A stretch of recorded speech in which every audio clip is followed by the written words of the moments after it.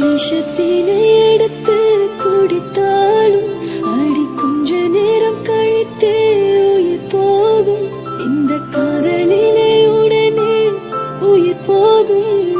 காதல் என்ற பெண்ணே சித்திரவதைதானே.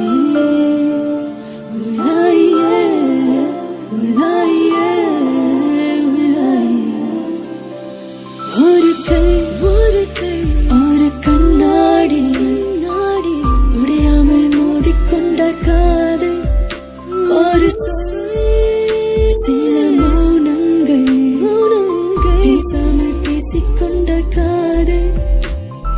கண்கள் ரெண்டில் காதல் வந்தால்